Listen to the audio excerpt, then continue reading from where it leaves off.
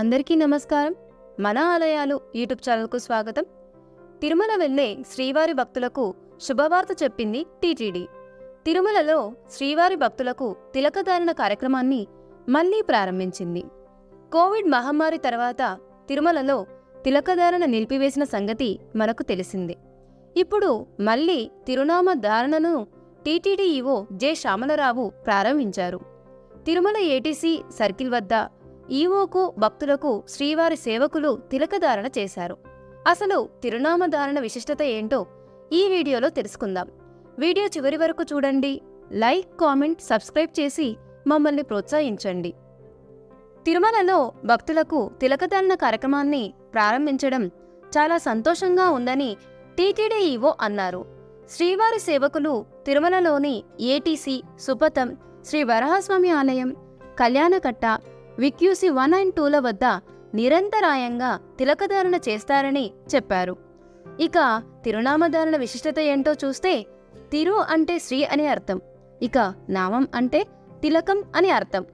తిరునామాన్ని శ్రీనామం అని కూడా అంటారు. సనాతన ధర్మంలో తిరునామాన్ని శుభసూచికంగా భావిస్తారు. తిరునామం సాక్షాత్తు శ్రీ వెంకటేశ్వర స్వామివారికి ప్రతీక.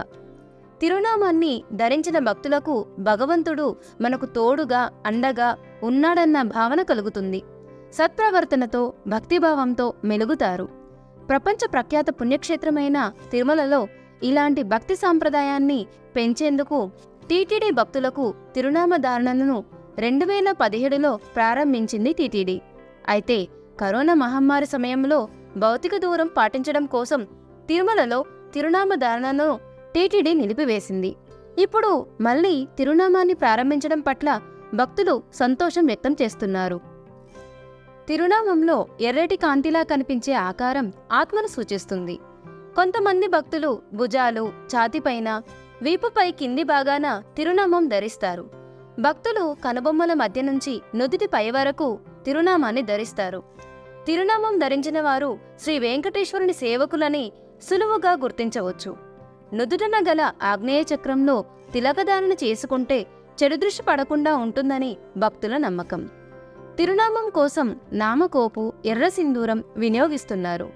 తిరునామం పెట్టుకుంటే చలవ చేస్తుందని కూడా కొంతమంది భక్తుల అభిప్రాయం.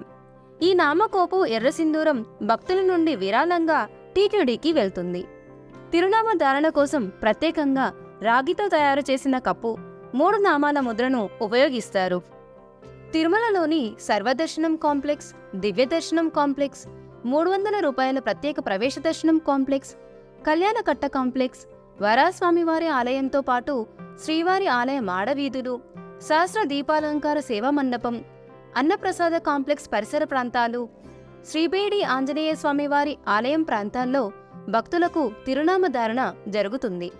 శ్రీవారి మూలమూర్తికి శుక్రవారం అభిషేకం తరువాత వారానికి ఒకసారి మాత్రమే చందనం పొడి, కర్పూరం, మధ్యలో కస్తూరితో తిరునామం దిద్దుతారు.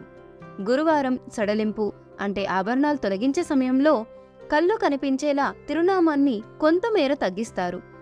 పవిత్రతకు ప్రతీకగా కనిపించే ఈ తిరునామం శ్రీవారి ముఖార విందాన్ని మరింత తేజస్సుతో ఆవిష్కరిస్తూ ఉంటుంది. ఈ నామాన్ని తిరుమణి కాప్పు అని అంటారు. ఇందుకు గాను 16 తులాల పచ్చకర్పూరం, 1.5 తులం కస్తూరిని ఉపయోగిస్తారు. మీకు ఈ వీడియో నచ్చినట్లయితే లైక్, కామెంట్, షేర్ చేయండి. మన ఆలయాలు ఛానల్ను సబ్స్క్రైబ్ చేయండి. మరో వీడియోతో మళ్ళీ మేము ముందుకు వస్తాము. ఇక తర్వాత ఏ టాపిక్ పైన వీడియో చేయాలో దయచేసి కామెంట్లో తెలియచేయండి.